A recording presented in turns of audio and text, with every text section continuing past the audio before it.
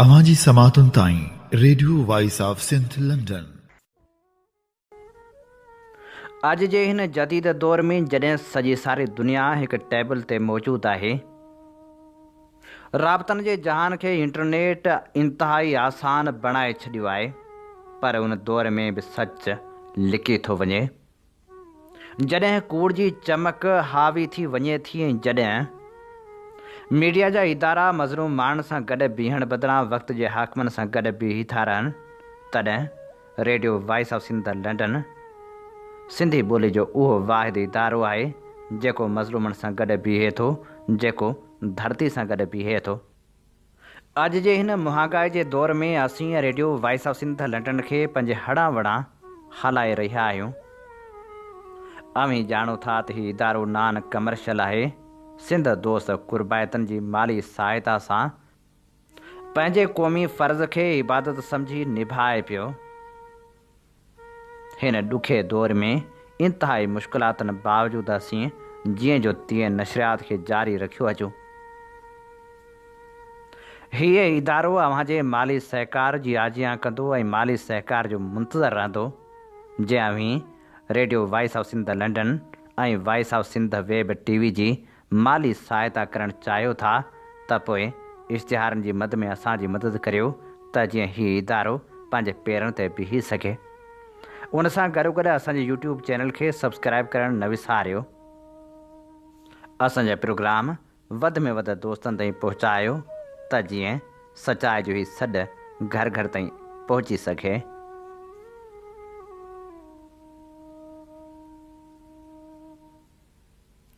न से तड़ होड़ाक न वायूं वणजारण जूं, सरतियूं सामोटिन जा अॼु पिण चिकिम चाक, मारियम फिराक पाड़ीचूं पिरीअ जा।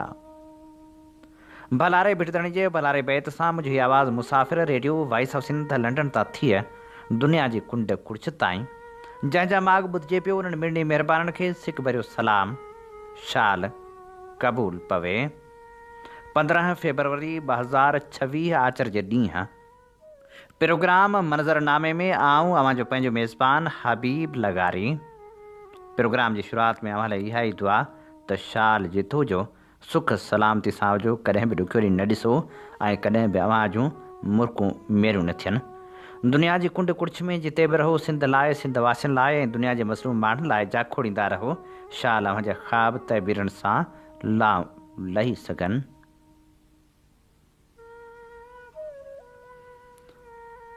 वक़्त खे भला केरु रोके सघियो आहे। वक़्तु उन्हनि ॾींहंनि खे खणी ईंदो आहे जेके विछोड़े जी अलामत बणियल हूंदा आहिनि, जिन जा विछोड़ा धरती खे बि रुआरे विझंदा आहिनि। सिंध धरती जे अहिड़े ई अमुल माणक नामियारे शाइर सहाफ़ी ऐं सिंध जे बाशूर फ़र्द डॉक्टर आकाश अंसारी जे विछोड़े जो ॾींहुं बि मोटी आयो आहे।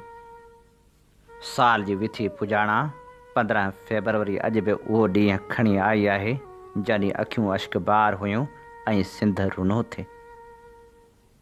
हर पासे उन विछोड़े जो ग़म अॼु बि हावी आहे ऐं उहो मंज़र अॼु बि अखियुनि आॾो अची बीहे थो। पर छा कजे, वक़्तु वॾो बेरहम आहे। ख़्वाबनि तां हथ न खणिजो, ही ख़्वाब ई त आहिनि हर दर्द में दिलासो, जेके जॾहिं विड़ूं था पंहिंजो खणनि था पासो। ही ख़्वाब ई त आहिनि हर सुञ में सितारा, जेके जॾहिं था भटकूं पंहिंजा थियनि था चारा। ही ख़्वाब ई त आहिनि पंहिंजी अकेली पूंजी, जंहिंजे करे लॻे थी ही काइनात पंहिंजी। ही ख़्वाब थो अखियुनि में आकाश जी अमानत, ही ख़्वाब जे विया फुरजी, ही ख़्वाब जे विया फुरजी, उन ॾींहुं असां लाइ थींदी का आख़िरी क़यामत। सो सूर हर को सहजो, बेडपा थी रहिजो, ख़्वाबनि तां हथ न खणिजो, ख़्वाबनि तां हथ न खणिजो। प्रोग्राम मंज़रनामे में अॼु असीं सिंध जे नामियारे शाइर डॉक्टर आकाश अंसारी खे भेटाउनि जा गुलाब आछींदासीं। मौत न तोखे मारे सघंदो, मौत खे तो ई मारियो आहे। तुंहिंजे खून जी ख़ुशबू मां फूल हज़ारे फुटंदा रहंदा, सारी धरती जा दिल वारा वास उन्हनि मां वठंदा रहंदा। ॾाढ जे अॻियां डूंगर बणिजी डूंगर खे तो ॾारियो आहे, मौत न तोखे मारे सघंदो, मौत खे तो ई मारियो आहे। तुंहिंजो विछोड़ो वांगे अड़नि खे वढ विझे थो वेर वठण लाइ। तुंहिंजे गिची जा दाग ई ॻाढ़ा मूंखे चवनि था जंग करण लाइ। जेको सितम थियो साॻी अड़नि सां ॿारण तंहिंको ॿारियो आहे, मौत न तोखे मारे सघंदो, मौत खे तो ई मारियो आहे। ही जो बादल भरिजी भरिजी तुंहिंजी क़बर ते बरसियो आहे, माग फुड़ा आकाश वसाए ॻायो तुंहिंजो मरसियो आहे। सिंध देश जी धरती तुंहिंजी झोरी में उछंगारियो आहे, मौत न तोखे मारे सघंदो, मौत खे तो ई मारियो आहे। सिंध जे उन अज़ीम इनकलाबी रोमानवी शाइर ऐं साफ़ी डॉक्टर आकाश अंसारी 25 डिसंबर 1956 ते बदीन भरिसां ॻोठ अबल जी वसी में जनमु वरितो। इंटर ताईं तालीम बदीन मां ऐं पोइ MBBS लियाकत मेडिकल कॉलेज जामशोरे मां कयाई। संदसि मक़बूलियत जो सबबु संदसि शाइरी रही। उन सां गॾोगॾु हुन सहाफ़त पिणु कई। रोज़ानी सवाल अख़बार जो चीफ एडिटर पिणु रहियो। संदसि शाइरी ख़ासि करे मज़ाहिमती शाइरी घणी मक़बूलियत माणी, जंहिंजो सबूत संदसि किताब कीअं रहां जलावतन पिणु आहे, जेको केतिरा ई भेरा छपिजी मंज़र आम ते अची चुको। संदसि शाइरी जो हिकु ॿियो किताब अधूरा अधूरा पिणु घणो मशहूरु थियो। उन किताब जो टाइटल संदसि मशहूरु नज़म असीं बस अधूरा मां वरितलु आहे। डॉक्टर आकाश अंसारीअ जी केतिरी शाइरी मक़बूलियत माणींदी रही। डॉक्टर आकाश अंसारी सियासी तौरु इंतिहाई मुतहरिक रहियो। हुन खाबी धुर जी सियासत कई। अवामी तहरीक में 15 साल डिप्टी सेक्रेटरी ऐं सेक्रेटरी जनरल तौरु कमु कयाई। ज़िया जी मार्शला में क़ौमी ऐं इनकलाबी शाइरी करण जे ॾोह में खेसि जेल बि भोगणो पियो। उन खां पोइ जॾहिं चइनि पार्टियुनि गॾिजी अवामी नेशनल पार्टी जो बुनियादु विधो त अवामी तहरीक बि उन में शामिलु हुई। ANP जो मरकज़ी सदर ख़ान अब्दुल वली ख़ान थियो, जॾहिं त सिंध जो जनरल सेक्रेटरी डॉक्टर आकाश अंसारी थियो।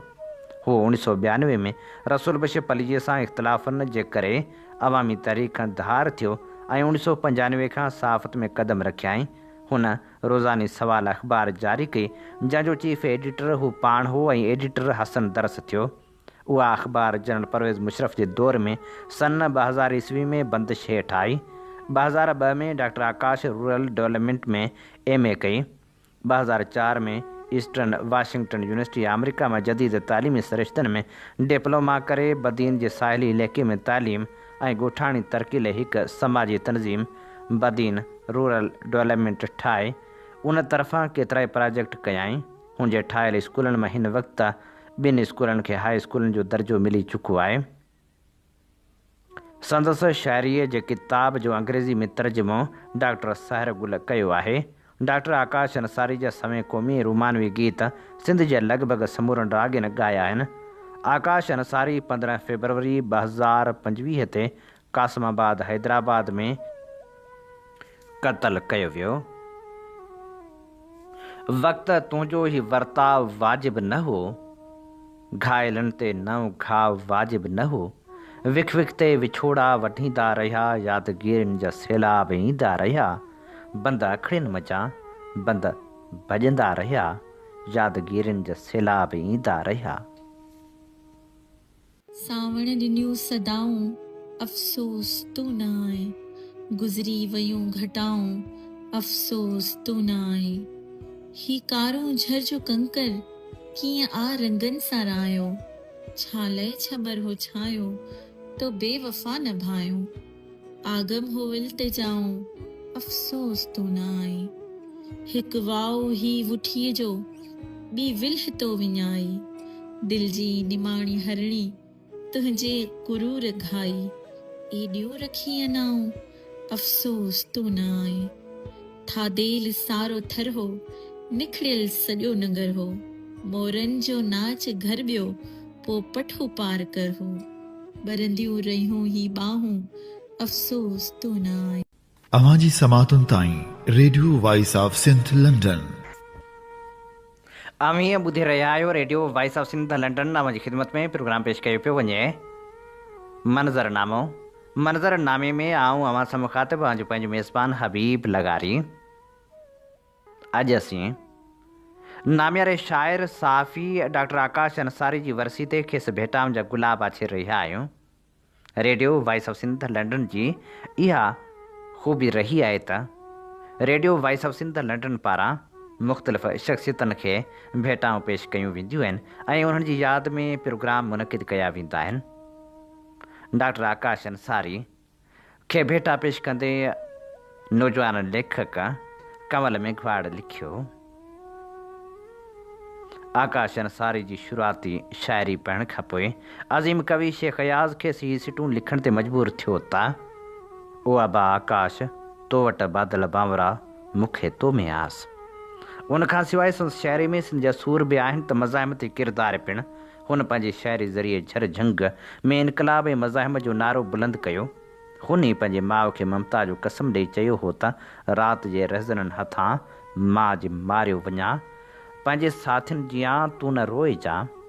हे उहो ई आकाश हो जंहिं रत जी रांदि में घोट ॻाढ़ो थियण ते बि दुखड़ो न करण जो चयो हो, पीरे में सारो न थियण ऐं वरी न मोटी अचण ते निंढपिण जी तस्वीर खे लोलियूं ॾियण जी इल्तिजा कई हुई।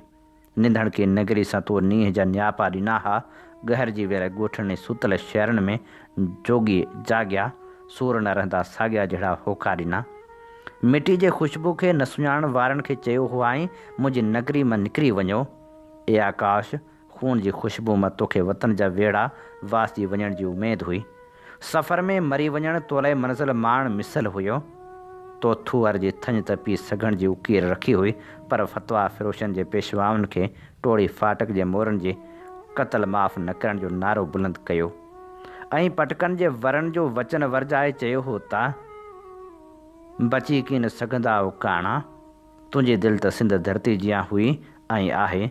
माण्हुनि जे अखियुनि में के अरगून आहिनि, तोले मोतियुनि जहिड़ा माण्हू बि कोड़ा कच कसारा निकिता।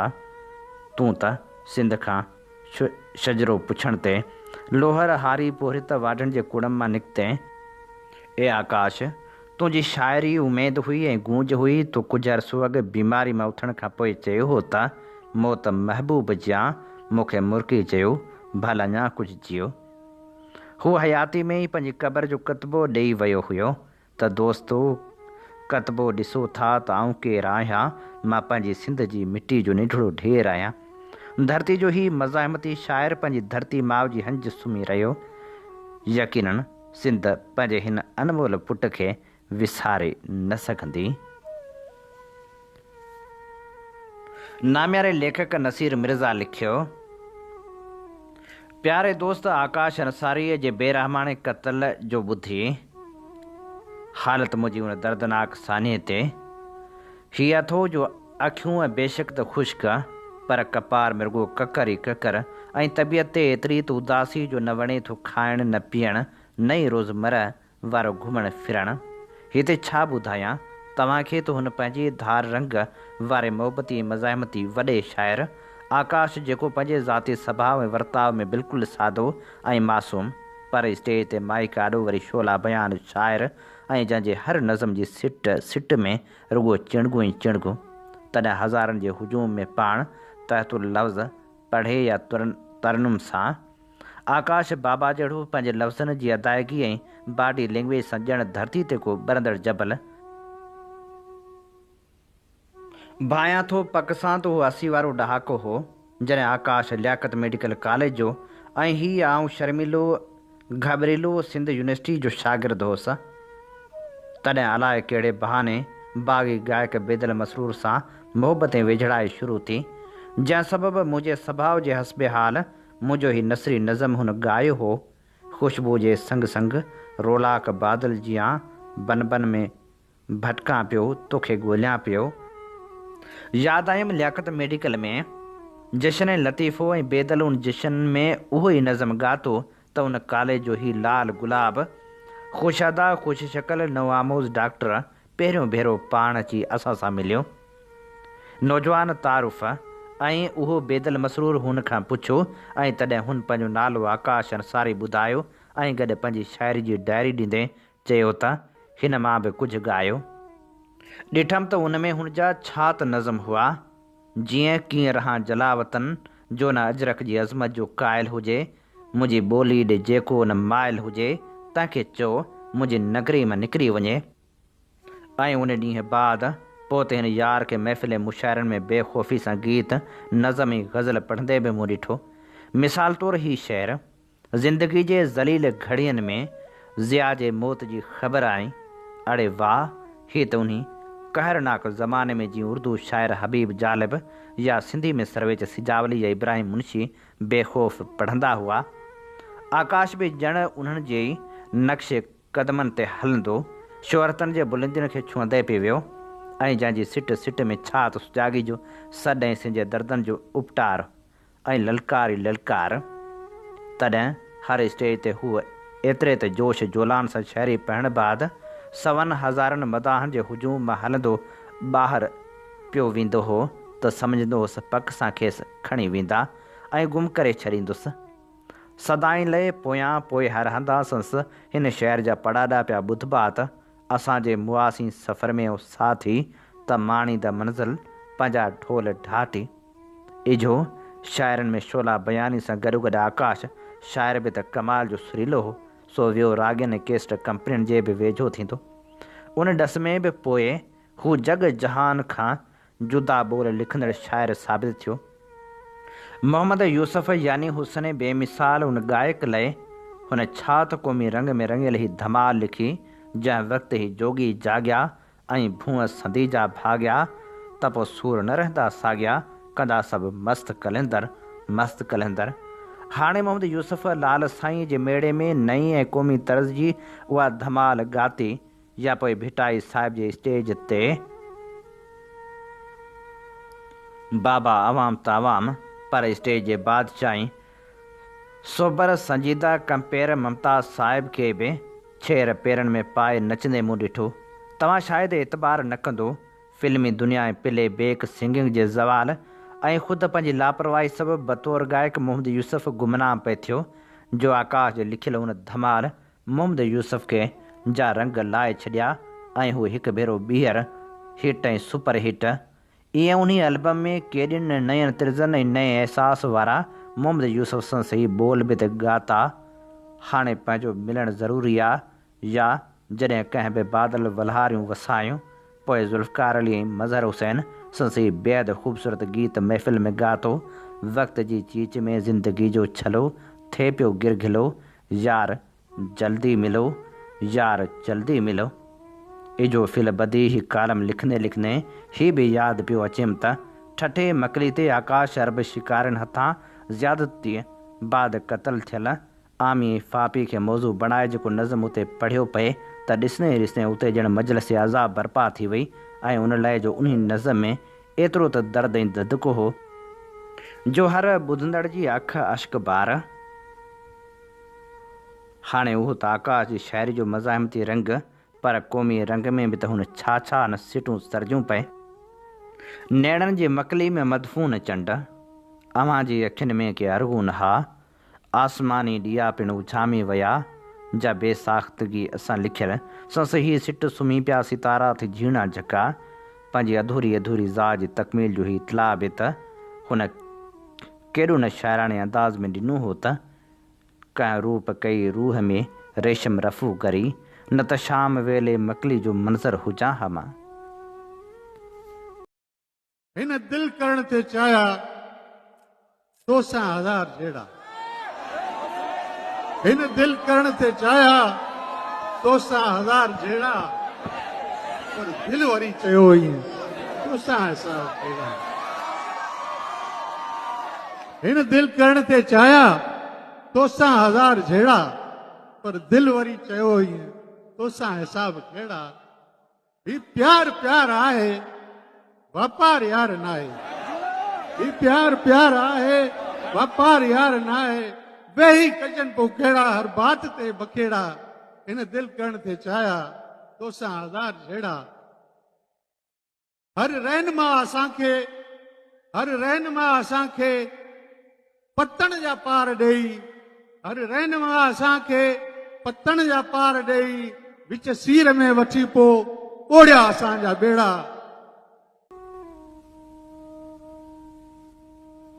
ॿुधी रहिया आहियो radio voice of Sindh London.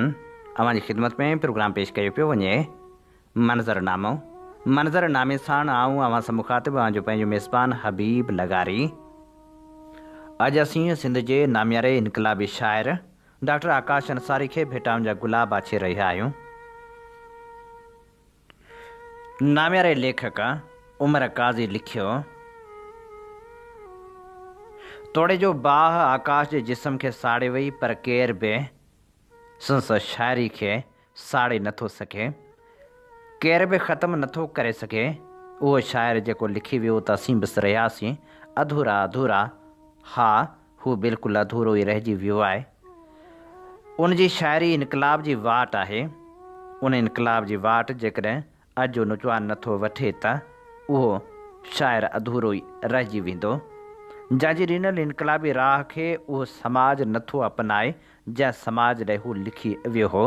जंहिं वक़्तु ही जोगी जाॻिया, हिन भूअं सॼी जा भाॻिया, पोइ सूर न रहंदा साॻिया, कंदा सभु मस्त कलंदर।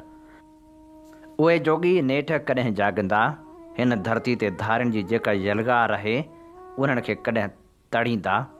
उन्हनि जोगियुनि जी जाग जे ओसीड़े में रहंदड़ हू आकाश हाण ही धरती ते छॾे वियो आहे, पर हू आसमान बणिजी हिन धरती जे जोगेड़नि खे वाझाईंदो रहंदो त उहो आकाश जंहिं इनकलाब जा उहे गुलाब पोखिया, जिन जी ख़ुशबू कॾहिं बि ख़तमु नाहे थियणी, ऐं उहा ख़ुशबू हिन सुतल क़ौम खे जाॻाईंदी रहंदी। उहा लफ़्ज़नि जे रूप में नौजवाननि खे जाॻाईंदी रहंदी। ऐं उहो आकाश जेको पाण खे अधूरो अधूरो चई हलियो वियो। पर मां सम्झां थो त जेकॾहिं उन जी इनकलाबी ॾिसियल राह खे असां सुञाणे वियासीं त उहो आकाश अधूरो न रहंदो। बाक़ी जेकॾहिं उन जी शाइरी मां को लाभ न माणे सघियासीं त पोइ मूंखे ईअं लॻंदो त टिड़ियासीं दामन सहरा में, ख़ुशबू ई अजाई वई। ऐं हाणे पेश करियूं था डॉक्टर आकाश अंसारी जी ख़ूबसूरत शाइरी। पंहिंजे नज़म में लिखे थो, अव्हां त चाहियो घणो त अव्हां जे हुकम सिवा काइनातनि में को ककपन न चुरे, सिज साकती रहे चंड जो बदन न चुरे, को बि टेड़ू किथे टिम टिम न करे, अव्हां जे हुकम सिवा। अव्हां जे हुकम सिवा पखी बि पर न हणे, शहर सुतली रहनि ग़ैर हुजे ॻोठनि ते, मतां को गेरो घाट ऊचो खणे, अव्हां जे हुकम सिवा। अव्हां त चाहियो घणो मतां हवा जो को कोमल झूठो, क़ैद खाननि जे कोठड़ियुनि बग़ावत न भरे, अव्हां जो हुकम आहे कंहिंजे मन में मतां को ख़्वाब या सपनो अचे सरगोशी करे। नथा चाहियो हिते का हीर घुले, बाख जे नरम बदन ते करे का किथकिताई, आसमां ते अव्हां जहिड़ी हुजे ऊंद छायल, किथां उभरे न ककर सुरमाई। अव्हां त चाहियो था आकाश सां अख भञी मतां कींझर जो को कमल न खिले, जेकर अव्हां जो हुकम हले, अव्हां खे केरु ॿुधाए ही राज़ केरु सले, अवी चमड़नि जे तुख़म जो नओं निपाज आहियो। अव्हां ॾिसो न ॾिसो सिज निकिरंदा रहंदा, अव्हां त मौत जे ग़लीज़ घटियुनि जा किना कुता आहियो। अव्हां जो हुकम आहे बिहण ऐं अव्हां बीहंदा रहंदा, अव्हां जे हुकम अदूलियनि सां सो ऐलान खणी, हयात जा हज़ारे काफ़िला हलंदा रहंदा, हलंदा रहंदा अव्हां जे हुकम सिवा। मुंहिंजे नगरी जे नीगरियुनि खे चओ, मुंहिंजी नगरी जे नीगरियुनि खे चओ, नथनि ते मतां हेरियो पंहिंजे नकनि सां त काणियारी थी कोठ बि कुड़म में, जेका बख़मल सां बिंभलाए पंहिंजो बदन। कांध जिन जा कसाबनि खां क़ैदी हुजनि, से नको सींद सुरमो ऐं सींगार कनि, मतां का मलीरा मयारी थिए, मतां का हणे हाण मेंदी हथनि। ॾिसो कीअं न थियूं मुठ पंहिंजी मझां किरक वारी जियां, ही वञे पियो वतन। विग जूं वारसो वक़्तु वेशी ॾिसो, कीअं न ज़ख़्मी ऐं मछरियल कंहिं चीथे जियां, फट पंहिंजा चटे पंहिंजी तारीख़ जूं असमतूं पियो लुटे। सितारनि जुड़ियल सुर्ख़ चूड़ा सभई करायूं कफ़न, जंहिंजे सीने ते गोलियुनि जा तमग़ा हुजनि, जंहिंजे वीरनि जे पेरनि हुजनि पेकड़ा, तिन जे भेणनि खे बेसर न बूला सुहनि। हाण पाज़े बि पाइण वॾो पाप आहे, तेसीं कठमाल पाइण खां खणिजो कसम, जेसीं वारे वठूं की न पंहिंजो वतन, जेसीं वारे वठूं की न पंहिंजो वतन।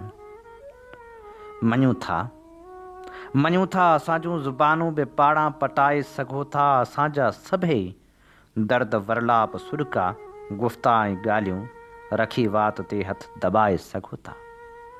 मञूं था मारी कारूंझर मथां जे कई कुणक कूंजनि, उन्हनि जा पड़ाॾा ऐं कणकाट कूकू रुॻो थर जे सहरा में थोरो बि कूंजनि।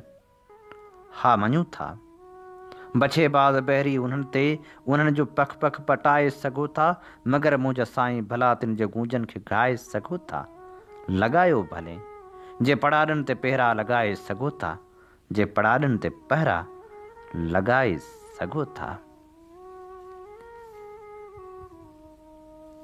सरो जी रात जे कंहिं आख़िरी तारे वांगुरु, फिटल पुराण जे दरिया जे किनारे वांगुरु, अणसमझ ॿार अपाहज जे इशारे वांगुरु, तुंहिंजो आकाश अणपूरो अधूरो उजड़ियल, रुञनि जे मारियल रोलाक मुसाफ़िर वांगुरु, विछोड़े रात जी वेला जियां व्याकल तर्क दुनिया थियल तन्हा जंहिंजा ॻोढ़ा बि हुआ बेमुदे बेजा बरखा, जंहिंजा सभु ख़्वाब खीर थर जे खारदार वादियुनि में पिरह जी वेल कंहिं प्यासे पहाड़ जा पाछा। हर तरफ़ हुआ हयात जा हज़ारे वाव मींह वाचूड़ा, पर सच पुछी तो सजण साईं, ख़्याल ख़्वाब जे पुरखौफ़ ख़ियाबाननि में कंहिं खाना बदोश जे खुलियल ख़ीमे वांगुरु, प्यार तुंहिंजो पनाह गाह रहियो, विछोड़े में बि मुंहिंजी वाह रहियो, तुंहिंजो हर रूप मूंखे राज़ सले राहनि जा रूह जे ऋण में रहनुमाउ रहियो। जीअण लाइ जग में को जज़्बो त घुरिजे, मगर छो असीं ख़ाली रुगो खोखला ॼण शराबी जे सोचनि सदा सिलसिला, खयूं था वतूं पाण पंहिंजाई लाशा, मौत आहे मदारी उन्ही जे अॻियां, कयूं पाण था रोज़ पंहिंजा तमाशा, पाण पंहिंजे ज़मीरनि खां लिखंदा वतूं, पाण खां पाण रूपोश रहंदे सदा, पंहिंजी सूरत ॾिसण लाइ बि सिखंदा वतूं, सोच सागर में सदियुनि जी माठारा, जीवन जी जर ते वियो सेंवर ॼमी, कंहिं बि तूफ़ान जो को न आसारा, ख़्यालनि जी धरती में खारो सही, को त खूहर फुटे, ज़हन जी ही ज़मी भल न ज़रखेज़ थिए, को त थूहर फुटे, जीअण लाइ जग में को जज़्बो त घुरिजे, हीअ असीं अवां जी ख़िदमत में पेश करे रहिया हुआसीं नाम्यारे शाइर डॉक्टर आकाश अंसारी जी ख़ूबसूरत शाइरी। डॉक्टर आकाश अंसारी जी ख़ूबसूरत शाइरी सां डॉक्टर आकाश अंसारी जी यादि में तरतीब ॾिनल प्रोग्राम मंज़रनामे जो वक़्तु पुॼाणी ते पहुचे थो। पंहिंजे मेज़बान हबीब लगारी खे इन साॻी दुआ सां ॾींदा इजाज़त। वसे भिट तुंहिंजी भलारा सदा देस परदेस सारा वसन, कॾहिं सींद सिंधी न मेरी थे, कॾहिं मोड़ कंहिंजा। अवां जी समातुनि ताईं radio voice of Sindh London